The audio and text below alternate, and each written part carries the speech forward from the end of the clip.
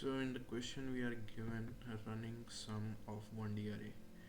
So it's given an array nums. We defined a running sum of array as running sum of I is equals to sum 0 to the number of I, and we have to return that nums array. Okay, so for example they have given 1 2 3 4 and 1 3 6 8 and 10, and the running sum would be like this. So basically they have given like nums array 1 2 3 4,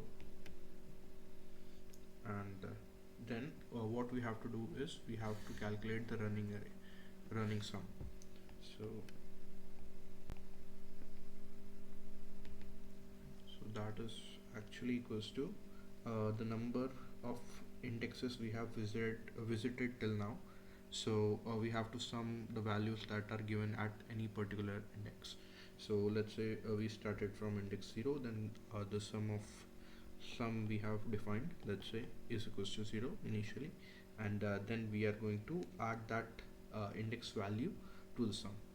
So the value would be equals to now 1. Okay, then the next index, the value is 2, but now the sum value is already been 1, so 1 plus 2, that would be 3. So similarly, then again 3, then it will be 6, and till the last index. So this would be your output array.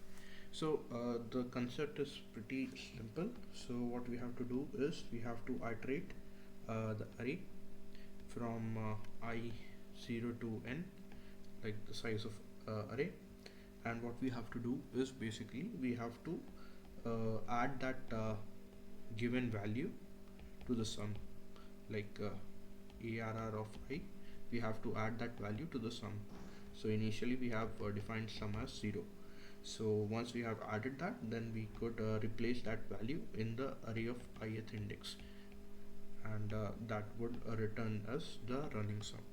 And then after executing this for loop, we could just return that nums array. So that is what we have coded here. So let me just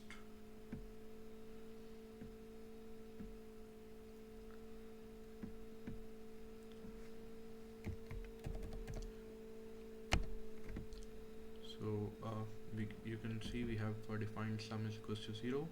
I iterated it from I equals to 0 to nums of length, that is the length of the nums array, and then we have taken the sum and we have added the nums of I, that means the particular element of the ith index, we have added it to the sum, and then what we have done is we have set that particular element nums I as the value sum. Okay, and after that we have returned the nums. So that is it. I iterated through the array once, so the time complexity is O of n, and there is like no extra space is used, like it's using for sum for storing 1, so it is O of 1 for storing. So yeah, that is all.